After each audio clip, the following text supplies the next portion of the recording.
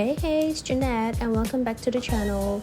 A few days ago, my son and I were scrolling through Instagram and he spotted these Mochi Brownies. Of course, the begging commenced and well, here we are. You know, for 12 years back in Jakarta, baking was my life. Literally, it was my job. But strangely enough, since moving to NYC, I haven't really missed it all that much. Funny how life throws you curveballs, right?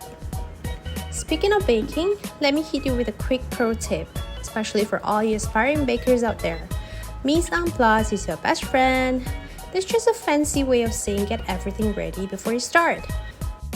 In this recipe, we're using butter, chocolate, eggs, milk, powdered sugar, cocoa powder, glutinous rice flour, baking powder. Yep, that's it. First up, we're melting our chocolate and letting it cool down a bit. You know, baking can sometimes feel like a battlefield, and you definitely need a strategy to avoid wasting time and electricity.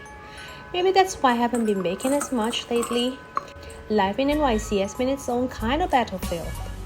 And speaking of ovens, if you haven't already, go ahead and preheat yours to 330. To melt the chocolate, I use bain-marie method. So basically, you just boil the water inside the pan below the bowl and then put the chopped chocolates on top with some butter on it. Now crack the eggs and then pour in some milk. Mix them well together.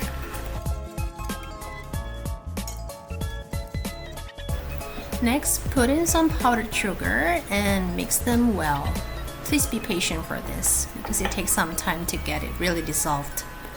And now for the dry ingredients, let's add in some baking powder into the rice glutinous flour and then continue by cocoa powder.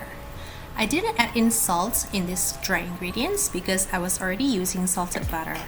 But if you're using unsalted butter, you can definitely do that. And then give them all a good mix together. Baking also teaches you a ton of patience. I actually learned the ropes when I was living in Singapore. I landed a junior baker gig at a Swiss restaurant and got to learn from two incredible pastry chefs.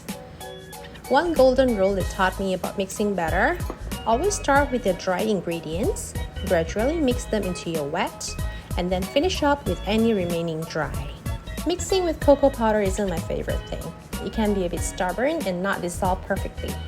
But hey, for the love of chocolate, we persist. Once everything's mixed, don't forget to start the show, that beautiful melted chocolate. That's where the magic happens, folks. For this batch, I actually used milk chocolate because that's all I had left over from some snacks I made for my son's school farewell. But if I were to make this again, I'll definitely go for dark chocolate. It just brings out that rich, deep flavor I love.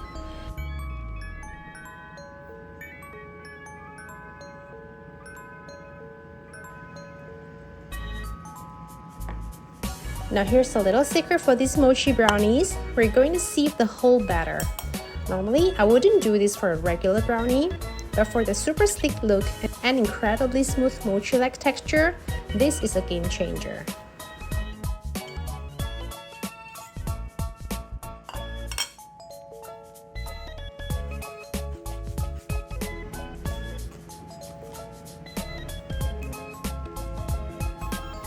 After it's all strained, time to put it into the prepared pan and then top it with some chocolate shavings if you have, or chocolate chips. For me, I just used the chopped chocolates which I chopped earlier.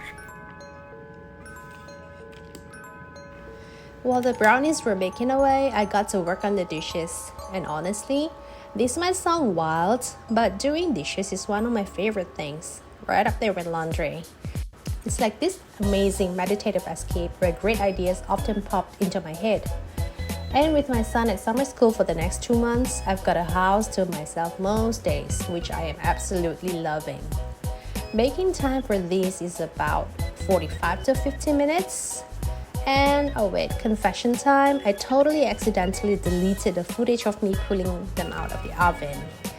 I didn't really have super high expectations for this, but let me tell you, I was pleasantly surprised. These are absolutely delicious and I'm definitely making them again. Let me know in the comments if you give them a try. Thanks for watching!